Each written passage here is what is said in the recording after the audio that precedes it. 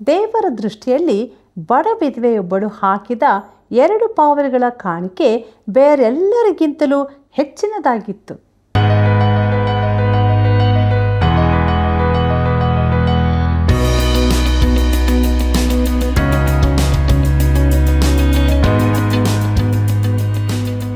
ಆತ್ಮೀಯ ಸ್ನೇಹಿತರೆ, ಸತ್ಯವೇದ ಅಧ್ಯಯನ ಕಾರ್ಯಕ್ರಮವು ನಿಮ್ಮ ಜೀವಿತಕ್ಕೆ ಪ್ರಯೋಜನ ನೀಡಿದೆ ಅಲ್ಲವೇ? ಕೊರಿಂಥದ ಸಭೆಗೆ ಪೌಲನು ಬರೆದ ಪತ್ರಿಕೆಗಳು ಕೊರಿಂಥ ಸಭೆಯನ್ನು ತಿರುಗಿ ಕ್ರಿಸ್ತ ನಂಬಿಕೆಗೆ ನಡೆಸಲು ಸಹಾಯವಾಯಿತು. ಮೆಕೆದೋನ್ಯದವರು ಯಾವ ರೀತಿಯಲ್ಲಿ ಕಾಣಿಕೆ ನೀಡಿದರು, ನಾವು ಹೇಗೆ ನೀಡಬೇಕು ಎಂಬುದನ್ನು ತಿಳಿದುಕೊಳ್ಳೋಣ. ಬನ್ನಿರಿ, ನಮ್ಮ ಅಧ್ಯಯನವನ್ನು ಈಗ ಪ್ರಾರಂಭಿಸೋಣ. ಕರ್ತನಲ್ಲಿ ಪ್ರೀತಿಯುಳ್ಳ ಸಹೋದರ ಸಹೋದರಿಯರೇ, ಯಾಕಂದರೆ ನಿಮ್ಮೆಲ್ಲರಲ್ಲಿ ಯಾವನು ಚಿಕ್ಕವನೋ ಅವನೇ ದೊಡ್ಡವನು ಎಂಬುದಾಗಿ ಹೇಳಿದಂಥ ನಮ್ಮ ರಕ್ಷಕನಾದ ಯೇಸು ಕ್ರಿಸ್ತನ ಅತಿ ಮಹಿಮೆಯ ನಾಮದಲ್ಲಿ ನಿಮ್ಮೆಲ್ಲರಿಗೂ ನನ್ನ ಹೃದಯಪೂರ್ವಕವಾದ ಪ್ರೀತಿಯ ವಂದನೆಗಳು. ಪ್ರೀತಿಯುಳ್ಳ ದೇವಜನರೇ, ಸತ್ಯವೇದ ಅಧ್ಯಯನದಲ್ಲಿ ನಾವು ಮುಂದೆ ಸಾಗುವಾಗ ಕೊರಿಂಥದವರಿಗೆ ಬರೆದಂಥ 2ನೇ ಪತ್ರಿಕೆಯ 8ನೇ ಅಧ್ಯಾಯದ ಧ್ಯಾನಕ್ಕೆ ನಾವು ಬಂದಿದ್ದೇವೆ. ಇದರ ಮುಖ್ಯ ಪ್ರಸ್ತಾಪ ಕ್ರೈಸ್ತ ಕೊಡುಗೆಯ ದೃಷ್ಟಾಂತಗಳು ಎಂಬುದಾಗಿದೆ. ಪ್ರೀತಿಯುಳ್ಳ ಸಹೋದರ ಸಹೋದರಿಯರೇ, ಈಗ ಮುಖ್ಯ ಪ್ರಸ್ತಾಪವು ಬದಲಾಗುತ್ತಿದೆ. ಹಿಂದಿನ 7 ಅಧ್ಯಾಯಗಳಲ್ಲಿ ಪೌಲನು ದೇವರ ಆದರಣೆಯ ಕುರಿತು ಮಾತನಾಡಿದನು. ನಿನ್ನ ಕ್ರೈಸ್ತ ಜೀವಿತದಲ್ಲಿ ನಿನಗೊಬ್ಬ ಸಹಾಯಕನಿದ್ದಾನೆಂದು ತಿಳಿದು ನಿನಗೆ ಆದರಣೆಯೂ ಬಲವೂ ಉಂಟಾಗಿರಬಹುದು. ನಮ್ಮ ಸ್ವಾಭಾವಿಕ ಪ್ರತಿಕ್ರಿಯೆ ಎಂದರೆ, ಪೌಲನೇ ಮುಂದುವರಿಸು, ಸಂತೈಸುವಿಕೆ ಕುರಿತು ಇನ್ನೂ ತಿಳಿಸು ಎಂದು ಹೇಳುವಂತಾದು. ಆದರೆ ಅವನು ತನ್ನ ಪ್ರಸ್ತಾಪವನ್ನು ಪಕ್ಕನೆ ಬದಲಾಯಿಸುತ್ತಾನೆ. ಈಗ ಯೆರೂಸಲೇಮಿನ ಬಡ ಕ್ರೈಸ್ತರಿಗಾಗಿ ಹಣ ಕೂಡಿಸುವ ಕುರಿತು ಮಾತನಾಡುತ್ತಾನೆ. ಅವನು ಪಕ್ಕನೆ ನಮ್ಮನ್ನು ವಾಸ್ತವದ ಕಡೆಗೆ ತರುತ್ತಾನೆ. ಕ್ರೈಸ್ತ ಜೀವಿತದಿಂದ ಕ್ರೈಸ್ತ ಕೊಡುವಿಕೆಯ ಕಡೆಗೆ ಬರುತ್ತಾನೆ. ಎರಡೂ ಕೂಡ ಪ್ರಾಮುಖ್ಯವಾದದ್ದೇ ಆಗಿದೆ. ಪ್ರಿಯರೇ, 8 ಮತ್ತು 9ನೇ ಅಧ್ಯಾಯಗಳನ್ನೊಳಗೊಂಡ ಈ ಭಾಗವನ್ನು ಈ ರೀತಿ ವಿಭಾಗಿಸಬಹುದು. ಮೊದಲನೆಯದು ಕ್ರೈಸ್ತ ಕೊಡುವಿಕೆಯ ಉದಾಹರಣೆ, 8ನೇ ಅಧ್ಯಾಯ 1-6 ವಚನಗಳು. ಎರಡನೆಯದು ಕ್ರೈಸ್ತ ಕೊಡುವಿಕೆಯನ್ನು ಉತ್ತೇಜಿಸುವುದು, 8ನೇ ಅಧ್ಯಾಯ 7-15 ವಚನಗಳು. ಮೂರನೆಯದು ಕ್ರೈಸ್ತ ಕೊಡುವಿಕೆಯ ವಿವರಣೆ, 8ನೇ ಅಧ್ಯಾಯ 16ನೇ ವಚನದಿಂದ 9ನೇ ಅಧ್ಯಾಯ 5ನೇ ವಚನದವರೆಗೆ. ಮತ್ತು ನಾಲ್ಕನೆಯದು ಕ್ರೈಸ್ತ ಕೊಡುವಿಕೆಗೆ ಪ್ರೋತ್ಸಾಹಿಸುವುದು, 9ನೇ ಅಧ್ಯಾಯ 6ನೇ ವಚನದಿಂದ 15ನೇ ವಚನದವರೆಗೆ. ಪ್ರೀತಿಯುಳ್ಳ ದೇವಜನರೇ, ದೇವರ ವಾಕ್ಯವನ್ನು ಬೋಧಿಸುವ, ಪ್ರಸಂಗಿಸುವ ಸೇವೆಗೆ ದೇವಜನರು ಪ್ರೋತ್ಸಾಹ ನೀಡುತ್ತಾರೆ ಎಂಬುದು ನನ್ನ ನಂಬಿಕೆ. ಕ್ರೈಸ್ತ ಸೇವೆಯಲ್ಲಿ ಹಣಕ್ಕಾಗಿ ಒತ್ತಾಯಿಸುವುದನ್ನು, ಹಣ ಕೂಡಿಸುವ ಯೋಜನೆಗಳನ್ನು ನಾನು ಇಷ್ಟಪಡುವುದಿಲ್ಲ. ಈ ರೀತಿಯ ಕಾರ್ಯಗಳು ವಾಕ್ಯಾನುಸಾರವಾದದ್ದು ಅಲ್ಲವೆಂಬುದು ನನ್ನ ಭಾವನೆ. ಈ 2 ಅಧ್ಯಾಯಗಳು ಸತ್ಯವೇದದಲ್ಲಿರುವ ಕ್ರೈಸ್ತ ಕೊಡುವಿಕೆಯ ಕುರಿತಾಗಿ ಪೂರ್ಣವಾದ ವಿವರ ಕೊಡುತ್ತವೆ ಎಂದು ನನ್ನ ಭಾವನೆ. ನಾವು ತಿಳಿಯಬೇಕಾದದ್ದೆಲ್ಲ ಇದರಲ್ಲಿದೆ. ಇಲ್ಲಿ ಯಾವ ನಿಯಮಗಳೂ ಇಲ್ಲ, ಆದರೆ ಸ್ಪಷ್ಟವಾದ ಕೆಲವು ಸೂತ್ರಗಳಿವೆ. ಇದು ವಿಚಿತ್ರವಾಗಿ ಕಾಣಬಹುದು. ಕೆಲವರು ಹೇಳಬಹುದು, ನಾವು ದಶಾಂಶ ಕೊಡಬೇಕಾಗಿದೆ ಎಂದು. ಪ್ರಿಯರೇ, ಈ ಭಾಗದಲ್ಲಿ ಮುಖ್ಯವಾದ ಪದ ಕೃಪೆ ಎನ್ನುವುದು. ಈ ಅಧ್ಯಾಯದಲ್ಲಿ ಕೃಪೆ ಎಂಬ ಪದ 7 ಬಾರಿ ಕಾಣಿಸಿಕೊಳ್ಳುತ್ತದೆ. 9ನೇ ಅಧ್ಯಾಯದಲ್ಲಿ 3 ಬಾರಿ. ಹೀಗೆ 2 ಅಧ್ಯಾಯಗಳಲ್ಲಿ ಒಟ್ಟಿಗೆ 10 ಬಾರಿ. ವಿಷಯವು ಕೊಡುವುದರ ಕೃಪೆಯ ಕುರಿತಾಗಿದೆ. ಪ್ರೀತಿಯುಳ್ಳ ದೇವಜನರೇ, ಕ್ರೈಸ್ತ ಕೊಡುವಿಕೆಯ ದೃಷ್ಟಾಂತಗಳು ಎಂಬ ವಿಚಾರವನ್ನು ನೋಡೋಣ. ಕೊರಿಂಥದವರಿಗೆ ಬರೆದಂಥ 2ನೇ ಪತ್ರಿಕೆ 8ನೇ ಅಧ್ಯಾಯ 1ನೇ ವಚನ ಹೀಗೆ ಹೇಳುತ್ತದೆ: ಸಹೋದರರೇ, ಮಕೆದೋನ್ಯದ ಸಭೆಗಳಲ್ಲಿ ದೇವರ ಕೃಪೆಯು ತೋರಿದ ಬಗೆಯನ್ನು ನಿಮಗೆ ತಿಳಿಸುತ್ತೇನೆ ಎಂಬುದಾಗಿ. ಪ್ರಿಯರೇ, ಕೃಪೆ ಎಂಬ ಪದದ ಕುರಿತು ಸ್ವಲ್ಪ ತಿಳಿದುಕೊಳ್ಳೋಣ. ಮೊದಲ ವಚನದಲ್ಲೇ ಅದನ್ನು ಕಾಣುತ್ತೇವೆ. 4ನೇ ವಚನದಲ್ಲಿ ಮತ್ತೊಮ್ಮೆ ಕಾಣುತ್ತೇವೆ. ದೇವಜನರಿಗೆ ಸಹಾಯ ಮಾಡುವ ಕೆಲಸದಲ್ಲಿ ತಾವು ಪಾಲುಗಾರರಾಗುವಂತೆ ಅಪ್ಪಣೆಯಾಗಬೇಕೆಂದು ನನ್ನನ್ನು ಬಹಳವಾಗಿ ಬೇಡಿಕೊಂಡರು ಎಂಬುದಾಗಿ ನೋಡುವಾಗ ಇಲ್ಲಿನ ವಚನವನ್ನು ಈ ರೀತಿಯಾಗಿ ಹೇಳಬಹುದು: ದೇವಜನರಿಗೆ ಸಹಾಯ ಕೊಡುವುದರಲ್ಲಿ ಅನ್ಯೋನ್ಯತೆಯಿಂದಿದ್ದು ಕೃಪೆಯನ್ನು ಹೊಂದುವರಾಗಬೇಕು ಎಂದು ಬಹಳವಾಗಿ ಬೇಡಿಕೊಂಡರು. ಪ್ರಿಯರೇ, 6ನೇ ವಚನದಲ್ಲಿ ಆ ಪದ ಮತ್ತೊಮ್ಮೆ ಕಾಣಿಸಿಕೊಳ್ಳುತ್ತದೆ. ಹೀಗಿರಲಾಗಿ ಈ ಧರ್ಮ ಕಾರ್ಯವನ್ನು ಮಾಡುವುದಕ್ಕೆ ಮೊದಲು ನಿಮ್ಮನ್ನು ಪ್ರೇರೇಪಿಸಿದ ತೀತನು ತಿರುಗಿ ನಿಮ್ಮ ಬಳಿಗೆ ಬಂದು ಅದನ್ನು ತೀರಿಸಬೇಕೆಂದು ನಾವು ಅವನನ್ನು ಕೇಳಿಕೊಂಡಿದ್ದೇವೆ ಎಂಬುದಾಗಿ. ಕರ್ತನಲ್ಲಿ ಪ್ರಿಯರೇ, ಕೊಡುವಿಕೆಯು ಒಂದು ಕೃಪೆ ಎಂದು ಪೌಲನು ಕರೆಯುತ್ತಾನೆ. ಅದು ದೇವರ ಒಂದು ಕೃಪೆ. ಅದು ಪವಿತ್ರಾತ್ಮನಿಂದ ಹುಟ್ಟಿಸಲ್ಪಡುವ ಒಂದು ಸ್ವಭಾವವಾಗಿದೆ. ಕೊರಿಂಥದವರಲ್ಲಿಯೂ ಆ ಕೃಪೆ ಇರಬೇಕೆಂದು ಅವನು ನಿರೀಕ್ಷಿಸುತ್ತಾನೆ. ದೈವಶಾಸ್ತ್ರಜ್ಞರು ಕೃಪೆಯನ್ನು ಅರ್ಹತೆಯಿಲ್ಲದೆ ದೊರಕುವ ಸಹಾಯವೆಂದು ಕರೆಯುತ್ತಾರೆ. ನಾನು ಅದನ್ನು ಒಪ್ಪುತ್ತೇನೆ. ಆದರೂ ಅದು ಈ ಶಬ್ದದ ಪೂರ್ಣ ವಿವರಣೆಯಲ್ಲ. ಅದರಲ್ಲಿನ ಪೂರ್ಣ ರುಚಿ ಸಿಗುವುದಿಲ್ಲ. ಸಾಮಾನ್ಯ ಗ್ರೀಕ್ ಭಾಷೆಯಲ್ಲಿನ ಕೃಪೆ ಎಂಬುದರ ಮೂಲ ಪದದ ಅರ್ಥ ಸೌಂದರ್ಯ, ಮನೋಹರತೆ, ಕರುಣೆ, ಒಳ್ಳೆಯತನ, ಕೃತಜ್ಞತೆ, ಸಂತೋಷಿಸುವುದು ಇತ್ಯಾದಿ ಅರ್ಥಗಳನ್ನು ಕೊಡುತ್ತದೆ. ಪ್ರಿಯರೇ, ಗ್ರೀಕರಲ್ಲಿ 3 ಥರದ ಕೃಪೆಗಳಿದ್ದವು: ಒಳ್ಳೆಯದು, ಉತ್ತಮವಾದದ್ದು ಮತ್ತು ಉನ್ನತವಾದದ್ದು. ಗ್ರೀಕರು ತಮ್ಮ ಸಂಸ್ಕೃತಿಯ ವಿಚಾರದಲ್ಲಿ ಹಂಚಿಕೊಳ್ಳುವ ಸ್ವಭಾವದವರಾಗಿದ್ದರು. ಈ ವಿಚಾರಗಳನ್ನು ಇತರರಿಗೂ ಕೊಡಲು ಬಯಸುತ್ತಿದ್ದರು. ಪ್ರೀತಿಯುಳ್ಳ ಸಹೋದರ ಸಹೋದರಿಯರೇ, ಪವಿತ್ರಾತ್ಮನು ಈ ಪದಕ್ಕೆ ಹೊಸ ಮರುಗನ್ನು, ಹೊಸ ಪ್ರಭಾವವನ್ನು ಕೊಟ್ಟನು. ಕ್ರೈಸ್ತ ಬರಹಗಾರರು ಅದನ್ನು ಉಪಯೋಗಿಸಿಕೊಂಡರು. ಪೌಲನು ಇದನ್ನು ಆಗಾಗ ಉಪಯೋಗಿಸುತ್ತಾನೆ. ಇಲ್ಲಿನ ಅದರ ನಿರ್ವಹಣೆಯನ್ನು ಸೂಕ್ಷ್ಮವಾಗಿ ಗಮನಿಸಿರಿ. ಕೃಪೆಯೆಂದರೆ ದೇವರು ನಿನಗೆ ಒಳ್ಳೆಯ ಸಂಗತಿಗಳನ್ನು, ಒಳ್ಳೆಯತನವನ್ನು ಕೊಡಬೇಕೆಂದಿದ್ದಾನೆ ಎಂಬುದೇ. ಆತನು ನಿನ್ನನ್ನು ಉತ್ತಮನನ್ನಾಗಿ, ಉದಾತ್ತನನ್ನಾಗಿ ಮಾಡಲಿಚ್ಛಿಸುತ್ತಾನೆ. ನಿನ್ನನ್ನು ತನ್ನ ಮಗನ ಸಾರೂಪ್ಯಕ್ಕೆ ತರಲು ಇಚ್ಛಿಸುತ್ತಾನೆ. ಪೌಲನು ಎಫೆಸದವರಿಗೆ ಬರೆದ ಪತ್ರಿಕೆ 2ನೇ ಅಧ್ಯಾಯ 8 ಮತ್ತು 9ರಲ್ಲಿ ತಿಳಿಸಿರುವ ಕೃಪೆ ಇದೇ ಆಗಿದೆ. ಅಲ್ಲಿ ಹೀಗೆ ನೋಡುತ್ತೇವೆ: ನಂಬಿಕೆಯ ಮೂಲಕ ಕೃಪೆಯಿಂದಲೇ ರಕ್ಷಣೆ ಹೊಂದಿದವರಾಗಿದ್ದೀರಿ. ಆ ರಕ್ಷಣೆಯು ನಿಮ್ಮಿಂದ ಉಂಟಾದದ್ದಲ್ಲ, ಅದು ದೇವರ ವರವೇ. ಅದು ಪುಣ್ಯಕ್ರಿಯೆಗಳಿಂದ ಉಂಟಾದದ್ದಲ್ಲ. ಆದುದರಿಂದ ಹೊಗಳಿಕೊಳ್ಳುವುದಕ್ಕೆ ಯಾರಿಗೂ ಆಸ್ಪದವಿಲ್ಲ ಎಂಬುದಾಗಿ. ಪ್ರೀತಿಯುಳ್ಳ ದೇವಜನರೇ, ನಾವು ನಾಶವಾದ ಪಾಪಿಗಳಾಗಿದ್ದೆವು. ನಮ್ಮ ರಕ್ಷಣೆಗಾಗಿ ದೇವರಿಗೆ ಕೊಡಲು ನಮ್ಮಲ್ಲಿ ಏನೂ ಇರಲಿಲ್ಲ. ಆಗ ಆತನು ನಮ್ಮನ್ನು ಕೃಪೆಯಿಂದ ರಕ್ಷಿಸಿದನು. ನಮ್ಮನ್ನು ರಕ್ಷಿಸಬೇಕೆಂಬ ಮಹದಾಶೆ ಆತನಿಗಿತ್ತು. ಆತನು ನಮ್ಮನ್ನು ಪ್ರೀತಿಸಿದನು.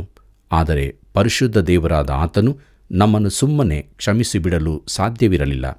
ಆತನು ಇದಕ್ಕಾಗಿ ಒಂದು ಮಾರ್ಗ ಮಾಡಬೇಕಾಯಿತು. ಆ ಮಾರ್ಗವೆಂದರೆ ಆತನು ತನ್ನ ಮಗನನ್ನು ನಮಗಾಗಿ ಸಾಯುವುದಕ್ಕೆ ಕಳುಹಿಸಿಕೊಟ್ಟದ್ದೇ ಆಗಿದೆ. ದೇವರು ಲೋಕದ ಮೇಲೆ ಎಷ್ಟೋ ಪ್ರೀತಿಯನ್ನಿಟ್ಟು ತನ್ನ ಒಬ್ಬನೇ ಮಗನನ್ನು ಕೊಟ್ಟನು ಎಂದು ನಮಗೆ ತಿಳಿಸಲ್ಪಟ್ಟಿದೆ. ಯೋಹಾನ ಬರೆದ ಸುವಾರ್ತೆ 3ನೇ ಅಧ್ಯಾಯ 16ನೇ ವಚನದಲ್ಲಿ ಇದನ್ನಾವು ನೋಡುತ್ತೇವೆ. ಪ್ರೀತಿಯುಳ್ಳ ದೇವಜನರೇ, ದೇವರು ಕೊಡುವ ಕಾರ್ಯದಲ್ಲಿ ತೊಡಗಿದ್ದಾನೆ, ಸ್ವೀಕರಿಸುವುದರಲ್ಲಿ ಅಲ್ಲ. ನಾವು ಇದನ್ನು ಚೆನ್ನಾಗಿ ತಿಳಿದುಕೊಳ್ಳಬೇಕು. ದೇವರು ಬಡವನಾಗಿದ್ದು ನಮ್ಮ ಕಾಣಿಕೆ ಆತನಿಗೆ ಬೇಕಾಗಿದೆ ಎಂದು ನಾವು ಕೆಲವೊಮ್ಮೆ ತಿಳಿದುಕೊಳ್ಳುತ್ತೇವೆ. ಆತನು ಹೇಳುತ್ತಾನೆ, ಕಾಡಿನಲ್ಲಿರುವ ಸರ್ವ ಮೃಗಗಳು, ಗುಡ್ಡಗಳಲ್ಲಿರುವ ಸಾವಿರಾರು ಪಶುಗಳು ನನ್ನವೇ.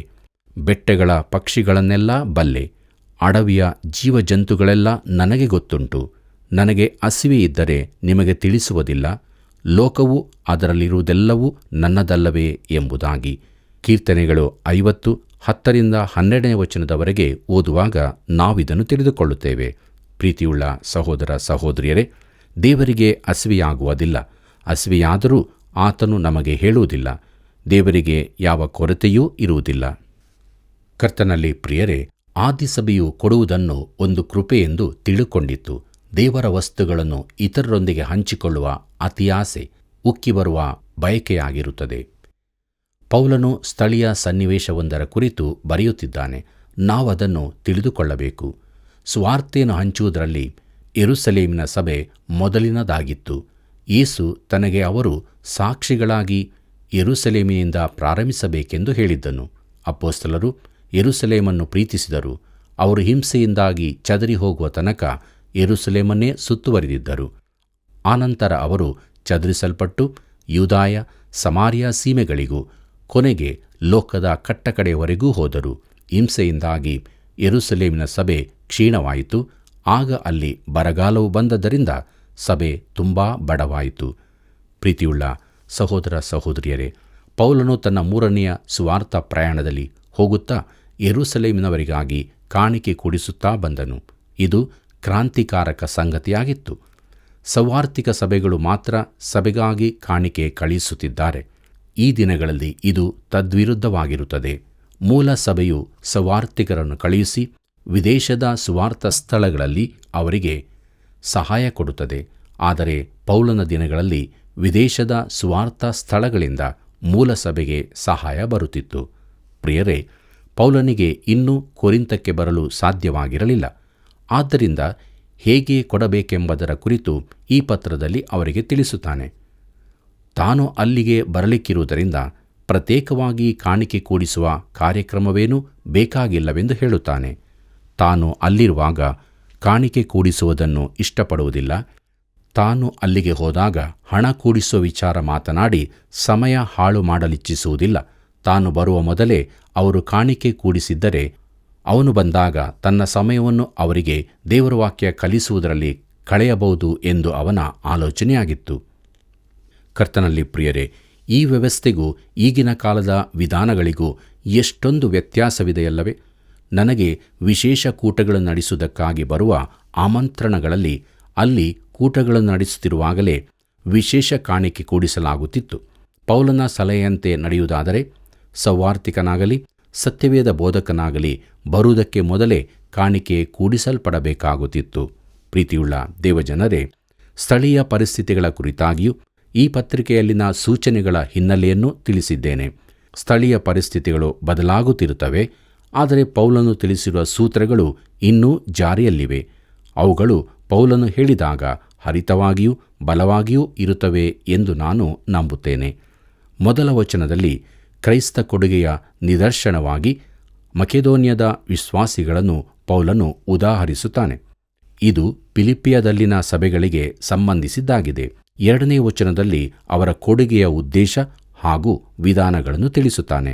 ಕೊರಿಂಥದವರಿಗೆ ಬರೆದ 2ನೇ ಪತ್ರಿಕೆ 8ನೇ ಅಧ್ಯಾಯ 2ನೇ ವಚನ ಹೀಗೆ ಹೇಳುತ್ತದೆ: ಆ ಸಭೆಗಳವರು ಬಹಳ ಹಿಂಸೆ ತಾಳುವವರಾದರೂ ಮತ್ತು ವಿಪರೀತವಾದ ಬಡತನದಲ್ಲಿದ್ದರೂ ಬಹು ಆನಂದದಿಂದ ತುಂಬಿದವರಾಗಿ ಅತ್ಯಂತ ಔದಾರ್ಯವುಳ್ಳವರಾದರು ಎಂಬುದಾಗಿ. ಪ್ರೀತಿಯುಳ್ಳ ದೇವಜನರೇ, ಮಕೆದೋನ್ಯದವರು ತಮ್ಮ ಬಡತನದ ಹೊರತಾಗಿಯೂ ಕಾಣಿಕೆ ಕೊಟ್ಟರೆಂಬುದನ್ನು ಗಮನಿಸಿರಿ. ಅವರಿಗೆ ಐಶ್ವರ್ಯವಿರಲಿಲ್ಲ. ತಮ್ಮಲ್ಲಿ ಹೆಚ್ಚಾದದನ್ನು ಅವರು ಕೊಟ್ಟದಲ್ಲ, ತಮಗೆ ಬಡತನವಿದ್ದರೂ ಕೊಟ್ಟರು. ಈ ರೀತಿಯ ಕೊಡುವಿಕೆ ಎಲ್ಲಾದರೂ ಉಂಟೋ ನನಗೆ ತಿಳಿಯದು. ಕೊರಿಂಥದವರಿಗೆ ಬರೆದ 2ನೇ ಪತ್ರಿಕೆ 8ನೇ ಅಧ್ಯಾಯ 3 ಮತ್ತು 4ನೇ ವಚನಗಳನ್ನು ಗಮನಿಸಿರಿ. ಅಲ್ಲಿ ಹೀಗೆ ಬರೆದದೆ: ಅವರು ಶಕ್ತ್ಯಾನುಸಾರವಾಗಿ ಮಾತ್ರ ಕೊಡದೆ ಶಕ್ತಿಯನ್ನು ಮೀರಿ ತಮ್ಮಷ್ಟಕ್ಕೆ ತಾವೇ ಕೊಟ್ಟರು. ಇದಕ್ಕೆ ನಾನು ಸಾಕ್ಷಿ. ದೇವಜನರಿಗೆ ಸಹಾಯ ಮಾಡುವ ಕೆಲಸದಲ್ಲಿ ತಾವು ಪಾಲುಗಾರರಾಗುವಂತೆ ಅಪ್ಪಣೆಯಾಗಬೇಕೆಂದು ನಮ್ಮನ್ನು ಬಹಳವಾಗಿ ಬೇಡಿಕೊಂಡರು ಎಂಬುದಾಗಿ. ಪ್ರೀತಿಯುಳ್ಳ ಸಹೋದರ ಸಹೋದರಿಯರೇ, ಈ ಮಾತು ಹೀಗೆ ಅರ್ಥವಾಗುತ್ತದೆ: ಈ ಕೃಪೆಯನ್ನು ನಾವು ಸ್ವೀಕರಿಸಬೇಕೆಂದು ಬಹಳವಾಗಿ ನಮ್ಮನ್ನು ವಿನಂತಿಸಿಕೊಂಡರು. ಅವರು ಕೂಡಿಸಿದ ಕಾಣಿಕೆ ಒಂದು ಕೃಪೆಯಾಗಿದೆ ಮತ್ತು ಅನ್ಯೋನ್ಯತೆಯ ಪಾಲಾಗಿದೆ. ಅಂದರೆ ಕ್ರಿಸ್ತನಲ್ಲಿ ತಮಗಿರುವುದನ್ನು ಹಂಚಿಕೊಳ್ಳುವಂಥದ್ದಾಗಿದೆ. ಅವರಲ್ಲಿ ಪರಸ್ಪರರ ಕಡೆಗಿದ್ದ ಪ್ರೀತಿಯನ್ನು ನಾವು ಅರ್ಥ ಮಾಡಿಕೊಳ್ಳಲು ಆಗಲಿಕ್ಕಿಲ್ಲ. ಸಭೆಯಲ್ಲಿ ಸಾಮಾಜಿಕ ಕಾರ್ಯಕ್ರಮಗಳ ಕುರಿತು ಮಾತನಾಡುತ್ತೇವೆ, ಆದರೆ ಮೂಲಭೂತ ಸಭೆಗಳಲ್ಲಿ ಇದರ ವಿಚಾರವನ್ನೇ ಮರೆತು ಬಿಟ್ಟಿದ್ದಾರೆ. ಸ್ವಾರ್ಥ ಸೇವೆಗೆ ಕಾಣಿಕೆ ಕೊಡುವುದು ಬಹಳ ಒಳ್ಳೆಯದೇ ಆಗಿದೆ. ಆದರೆ ತಮ್ಮದೇ ಸಭೆಗಳಲ್ಲಿ ಕೊರತೆಯುಳ್ಳವರನ್ನು ನಾವು ಅಲಕ್ಷಿಸಬೇಕೋ? ಅನೇಕರು ತಮ್ಮ ಕೊರತೆಯನ್ನು ಇತರರಿಗೆ ತಿಳಿಸಲು ಇಚ್ಛಿಸುವುದಿಲ್ಲ.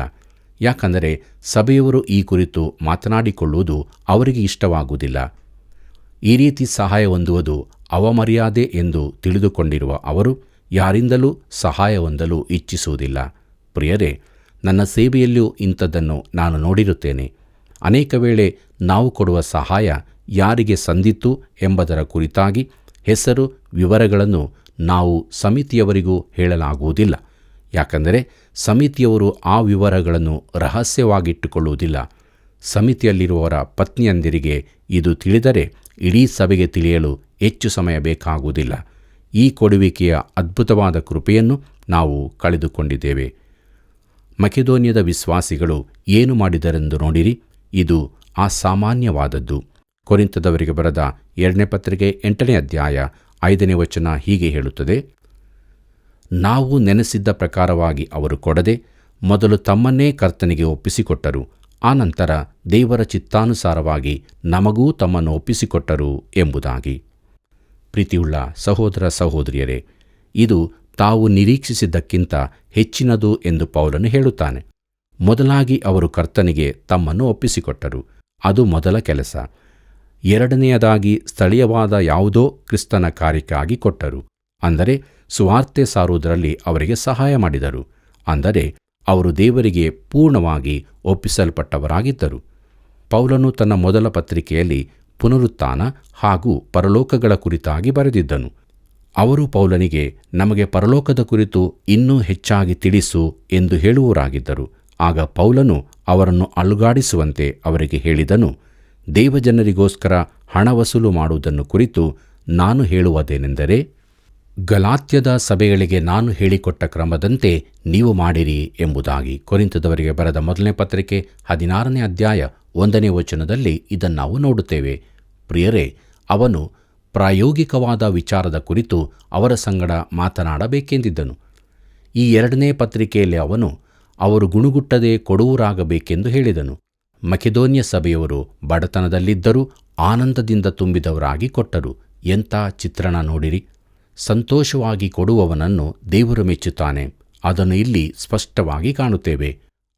ಅದು ಒಂದು ಅನ್ಯೋನ್ಯತೆಯಾಗಿದೆ. ಅವರು ತಮಗಿದ್ದದ್ದನ್ನು ಹಂಚಿಕೊಂಡರು. ತಮಗಾದ ಆತ್ಮಿಕ ಆಶೀರ್ವಾದಗಳಿಗಾಗಿ ಅವರು ಯೆರೂಸಲೇಮಿನ ಮಾತೃಸಭೆಗೆ ಋಣಸ್ಥರಾಗಿದ್ದರು. ಅವರಿಂದ ಸುವಾರ್ತೆಯನ್ನು ಹೊಂದಿದ್ದರು. ಈಗ ಕಷ್ಟದ ಪರಿಸ್ಥಿತಿಯಲ್ಲಿರುವ ಈ ಮಾತೃಸಭೆಗೆ ಭೌತಿಕ ಕಾಣಿಕೆಗಳ ಮೂಲಕ ಋಣ ಸಂದಾಯ ಮಾಡುತ್ತಿದ್ದರು. ಗಲಾತ್ಯದವರಿಗೆ ಬರೆದ ಪತ್ರಿಕೆ 6ನೇ ಅಧ್ಯಾಯ 6ನೇ ವಚನದಲ್ಲಿ ಪೌಲನು ಹೀಗೆ ಬರೆಯುತ್ತಾನೆ, ದೇವರ ವಾಕ್ಯದಲ್ಲಿ ಉಪದೇಶ ಹೊಂದುವವನು ಉಪದೇಶ ಮಾಡುವವನಿಗೆ ತನಗಿರುವ ಎಲ್ಲ ಒಳ್ಳೆಯವುಗಳಲ್ಲಿ ಪಾಲು ಕೊಡಲಿ ಎಂಬುದಾಗಿ.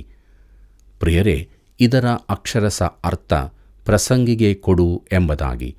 ಇದರ ಅರ್ಥ ನಿನಗೆ ಆತ್ಮಿಕ ಆಶೀರ್ವಾದ ಸಿಕ್ಕಿದ ಕೆಲಸಕ್ಕೆ ನೀನು ಬೆಂಬಲ ಕೊಡಬೇಕು ಎಂಬುದಾಗಿ.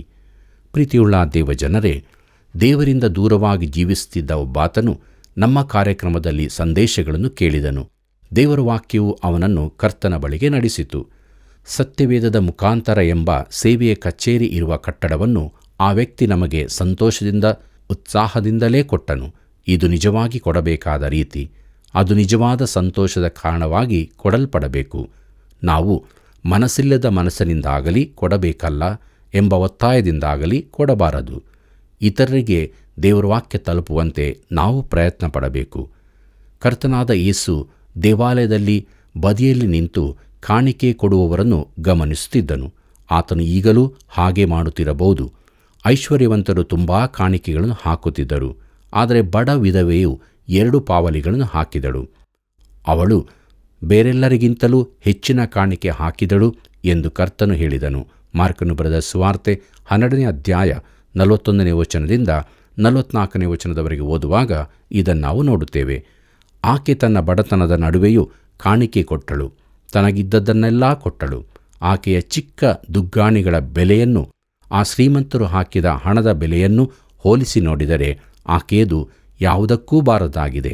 ಆದರೆ ಕರ್ತನಾದ ಯೇಸು ದೇವರ ದೃಷ್ಟಿಯಲ್ಲಿ ಅದರ ಬೆಲೆಯನ್ನು ತಿಳಿಸಿದನು. ಆತನು ಅದನ್ನು ನೋಡಿ, ನಿಮಗೆ ಸತ್ಯವಾಗಿ ಹೇಳುತ್ತೇನೆ, ಈ ಬಡ ವಿಧವೆ ಎಲ್ಲರಿಗಿಂತಲೂ ಹೆಚ್ಚು ಹಾಕಿದ್ದಾಳೆ. ಹೇಗೆಂದರೆ ಅವರೆಲ್ಲರೂ ತಮಗೆ ಸಾಕಾಗಿ ಮಿಕ್ಕಾದರಲ್ಲಿ ಕಾಣಿಕೆ ಕೊಟ್ಟರು. ಈಕೆಯೋ ತನ್ನ ಬಡತನದಲ್ಲಿಯೂ ತನಗಿದ್ದ ಜೀವನವನ್ನೆಲ್ಲ ಕೊಟ್ಟು ಬಿಟ್ಟಳು ಅಂದನು ಎಂಬುದಾಗಿ. ಲೂಕನು ಬರೆದ ಸುವಾರ್ತೆ 21ನೇ ಅಧ್ಯಾಯ 3 ಮತ್ತು 4ನೇ ವಚನಗಳಲ್ಲಿ ಇದನ್ನು ನಾವು ಓದುತ್ತೇವೆ. ಪ್ರೀತಿಯುಳ್ಳ ದೇವಜನರೇ, ಕೊಡುಗೆಯ ವಿಚಾರ ಬಂದಾಗ ಕೆಲವರು ಎಲ್ಲಿಯೂ ತಡೆಯುವುದಿಲ್ಲ ಎಂಬ ಮಾತಿದೆ. ಆದರೆ ಅನೇಕರು ಅಲ್ಲಿಯೇ ತಡೆಯುತ್ತಾರೆ. ಒಮ್ಮೆ ಸ್ಕಾಟ್ಲೆಂಡಿನ ಒಂದು ಸಭೆಯವರು ಹೊಸ ಕಟ್ಟಡವೊಂದಕ್ಕಾಗಿ ಹಣ ಸಂಗ್ರಹಿಸುತ್ತಿದ್ದರು. ಒಬ್ಬ ಸದಸ್ಯನು ತುಂಬ ಶ್ರೀಮಂತನಾಗಿದ್ದು ಅವನ ಆಸ್ತಿ 50,000 ಪೌಂಡುಗಳಷ್ಟಿತ್ತು. ಅವನು ಒಬ್ಬ ವಿಚಿತ್ರ ವ್ಯಕ್ತಿಯಾಗಿದ್ದು ತುಂಬ ಜಿಪುಣನಾಗಿದ್ದನು. ನಮ್ಮಲ್ಲಿ ಅನೇಕರಂತೆ. ಸಭಾಸೇವಕನೊಬ್ಬ ಅವನ ಬಳಿಗೆ ಹೋಗಿ, ನೀವು ಈ ಹೊಸ ಕಟ್ಟಡಕ್ಕೆ ಎಷ್ಟು ಕಾಣಿಕೆ ಕೊಡುತ್ತೀರಿ ಎಂದು ಕೇಳಿದನು. ಆಗ ಆ ಮನುಷ್ಯನು, ನಾನು ವಿಧವೆಯ ದುಗ್ಗಾಣಿ ಹಾಕಬಹುದು ಎಂದನು. ಮರುದಿನದ ಕೂಟದಲ್ಲಿ ಆ ಸಭಾಸೇವಕರು ಘೋಷಿಸಿದರು, ಮಿತ್ರರೇ, ನಮಗೆ ಅಗತ್ಯವಿದ್ದ ಹಣ ಬಂತು. ಈ ಸಹೋದರರು 50,000 ಪೌಂಡ್ ಕೊಡುತ್ತಾರೆ ಎಂದು. ಆ ಮನುಷ್ಯನು ದಿಗ್ಭ್ರಮೆಗೊಂಡು, ನಾನು 50,000 ಪೌಂಡ್ ಕೊಡುತ್ತೇನೆಂದು ಹೇಳಲಿಲ್ಲ, ನಾನು ವಿಧವೆಯ ದುಗ್ಗಾಣಿ ಕೊಡುತ್ತೇನೆಂದು ಹೇಳಿದ್ದು ಎಂದನು. ಆಗ ಸಭಾಸೇವಕರೆಂದರು, ಆಕೆ ತನಗಿದ್ದದ್ದನ್ನೆಲ್ಲ ಕೊಟ್ಟಳು, ನೀವು ಹಾಗೆಯೇ ಕೊಡುವಿರೆಂದು ನೆನೆಸಿದ್ದೆ ಎಂದರು. ದೇವರು ನೀನು ಎಷ್ಟು ಕೊಡುತ್ತೀ ಎಂಬುದನ್ನು ನೋಡುವ ಹಾಗೆಯೇ ನಿನಗಾಗಿ ಎಷ್ಟನ್ನು ಉಳಿಸಿಕೊಂಡಿದ್ದಿ ಎಂಬುದನ್ನು ನೋಡುತ್ತಾನೆ. ಪ್ರೀತಿಯುಳ್ಳ ದೇವಜನರೇ, ಮಕೆದೋನ್ಯದ ವಿಶ್ವಾಸಿಗಳು ತಮ್ಮನ್ನೇ ದೇವರಿಗೆ ಕೊಟ್ಟರು. ಪ್ರಿಯ ಸ್ನೇಹಿತನೇ, ದೇವರು ನಿನ್ನ ಸಂಪೂರ್ಣವನ್ನು ಹೊಂದಿರದಿದ್ದರೆ ಆತನು ನಿನ್ನಿಂದ ಏನನ್ನೂ ಆಶಿಸುವುದಿಲ್ಲ. ದೇವರಿಗೆ ಕೈ ಆತನದಾಗಿರದಿದ್ದರೆ ಆ ಕೈಯಲ್ಲಿ ಕಾಣಿಕೆ ಕೊಡಬೇಕಾಗಿಲ್ಲ. ಪ್ರೀತಿಯುಳ್ಳ ದೇವಜನರೇ, ಕೊನೆಯದಾಗಿ ನಾವು ಕೊರಿಂಥದವರಿಗೆ ಬರೆದ 2ನೇ ಪತ್ರಿಕೆ 8ನೇ ಅಧ್ಯಾಯ 6ನೇ ವಚನವನ್ನು ಗಮನಿಸೋಣ. ಅಲ್ಲಿ ಹೀಗೆ ಬರೆದದೆ, ಹೀಗಿರಲಾಗಿ ಈ ಧರ್ಮ ಕಾರ್ಯವನ್ನು ಮಾಡುವುದಕ್ಕೆ ಮೊದಲು ನಿಮ್ಮನ್ನು ಪ್ರೇರೇಪಿಸಿದ ತೀತನು ತಿರುಗಿ ನಿಮ್ಮ ಬಳಿಗೆ ಬಂದು ಅದನ್ನು ತೀರಿಸಬೇಕೆಂದು ನಾವು ಅವನನ್ನು ಕೇಳಿಕೊಂಡಿದ್ದೇವೆ ಎಂಬುದಾಗಿ. ಕರ್ತನಲ್ಲಿ ಪ್ರಿಯರೇ, ಮಕೆದೋನ್ಯದವರನ್ನು ಪ್ರೇರೇಪಿಸಿದ ಕೃಪೆಯೇ ಕೊರಿಂಥದವರನ್ನೂ ಪ್ರೇರೇಪಿಸುವಂತಾಗಬೇಕೆಂದು ಪೌಲನು ಹೇಳುತ್ತಾನೆ. ಒಬ್ಬನು ಎಷ್ಟು ಕೊಡುತ್ತಾನೆಂಬುದೇ ನಿಜವಾದ ಪರೀಕ್ಷೆಯಾಗಿದೆ. ಆರಾಧನೆಗೆ 3 ಪುಸ್ತಕಗಳು ಅವಶ್ಯವೆಂದು ಒಬ್ಬರು ಹೇಳಿದ್ದಾರೆ. ಮೊದಲನೆಯದು ಸತ್ಯವೇದ, 2ನೆಯದು ಸಂಗೀತ ಪುಸ್ತಕ, 3ನೆಯದು ಹಣದ ಪುಸ್ತಕ. ಕೊಡುಗೆಯು ದೇವರ ಆರಾಧನೆಯ ಒಂದು ಭಾಗವಾಗಿದೆ. ನಮ್ಮಲ್ಲಿ ಕೊಡುಗೆಯ ಕೃಪೆ ಇಲ್ಲದಿದ್ದರೆ ದೇವರು ನಮಗೆ ಕೃಪೆಯ ಹಂಚಿಕೊಳ್ಳುವ ಉದಾರ ಮನಸ್ಸು ನೀಡುವಂತೆ ಪ್ರಾರ್ಥಿಸತಕ್ಕದ್ದು. ಕರ್ತನಲ್ಲಿ ಪ್ರೀತಿಯುಳ್ಳ ದೇವಜನರೇ, ನಮ್ಮ ಜೀವಿತಗಳು ಹೇಗಿದೆ? ನಾವು ಕೃಪೆಯಿಂದ ಕೊಡುವಿಕೆಯ ಜೀವಿತವನ್ನು ಮಾಡುತ್ತಾ ಇದ್ದೇವೆಯೋ? ದೇವರು ನಮಗೆ ಕೊಟ್ಟದ್ದನ್ನು ಆತನ ಎಲ್ಲ ಕಾರ್ಯಗಳಿಗಾಗಿ ನಾವು ಕೊಡತಕ್ಕದ್ದು. ಈ ರೀತಿಯಾಗಿ ಕೊಡುವಂಥ ಮನಸ್ಸನ್ನು ಆತನು ನಮಗೆ ಅನುಗ್ರಹಿಸಲಿ. ಕರ್ತನ ಕೃಪೆಯು ಸದಾ ನಿಮ್ಮ ಸಂಗಡ ಇರಲಿ. ಪ್ರಿಯರೇ, ಕೊಡುವಿಕೆಯು ಒಂದು ಕೃಪೆ. ದೇವರು ಕೊಡುವ ಕಾರ್ಯದಲ್ಲಿ ತೊಡಗಿಸಿಕೊಂಡಿದ್ದಾನೆ. ಮನಸ್ಸಿನಿಂದಾಗಲಿ ಕೊಡಬೇಕಲ್ಲ ಎಂಬ ಒತ್ತಾಯದಿಂದ ಕೊಡುವ ಕಾಣಿಕೆಯನ್ನು ದೇವರು ಎಂದಿಗೂ ಮೆಚ್ಚುವುದಿಲ್ಲ. ಆದ್ದರಿಂದ ಸಂತೋಷವಾಗಿ ಕೊಟ್ಟು ಕೃಪೆಯ ಆಶೀರ್ವಾದದಲ್ಲಿ ಪಾಲ್ಗಾರರಾಗೋಣ. ಬನ್ನಿ ಪ್ರಾರ್ಥನೆಯನ್ನು ಮಾಡೋಣ. ಪ್ರೀತಿಯುಳ್ಳ ಯೇಸುಸ್ವಾಮಿ, ಈ ಒಂದು ಸಮಯಕ್ಕಾಗಿ ನಾವು ನಿನಗೆ ಸ್ತೋತ್ರ ಮಾಡುತ್ತೇವೆ. ನಾವು ತುಂಬ ಹೃದಯದಿಂದ, ಕೃತಜ್ಞತೆಯಿಂದ, ಸಂತೋಷದಿಂದ ಕೊಡುವಂಥ ಕಾಣಿಕೆಯು ಅದು ನಿನ್ನ ನಾಮದ ಮಹಿಮೆಗೆಂದು, ನಿನ್ನ ರಾಜ್ಯದ ವಿಸ್ತರಣೆಗಾಗಿ. ಆದ್ದರಿಂದ ನಿನ್ನ ವಾಕ್ಯಗಳ ಮೂಲಕ ಈ ವಿಷಯದಲ್ಲಿ ನಮ್ಮ ಸಂಗಡ ಮಾತನಾಡು. ನಮ್ಮ ಪ್ರಿಯ ವೀಕ್ಷಕರನ್ನು ಆಶೀರ್ವದಿಸಿ ಅವರಿಗೂ ಕೂಡ ಯಾವ ರೀತಿಯಲ್ಲಿ ದೇವರಿಗೆ ಕಾಣಿಕೆಯನ್ನು ಕೊಡಬೇಕೆಂಬುದಾಗಿ ಕಲಿಸಬೇಕೆಂದು ಯೇಸುವಿನ ಮುದ್ದಾದ ನಾಮದಲ್ಲಿ ಬೇಡಿದ್ದೇವೆ. ಆಮೇನ್. ಪ್ರಿಯ ವೀಕ್ಷಕರೇ, ದೇವರ ವಾಕ್ಯಗಳು ನಮ್ಮ ಆತ್ಮೀಯ ಕಣ್ಣುಗಳನ್ನು ತೆರೆದಿದೆಯಲ್ಲವೇ? ಇತರರು ಬೆಳಕಿಗೆ ಬರುವಂತಾಗಲು ಹಿಂದೆ ಈ ಸೇವೆಯ ಅಭಿವೃದ್ಧಿಗಾಗಿ ಕರೆ ಮಾಡಿರಿ. ಮತ್ತೆ ಭೇಟಿಯಾಗೋಣವಾ? ವಂದನೆಗಳು.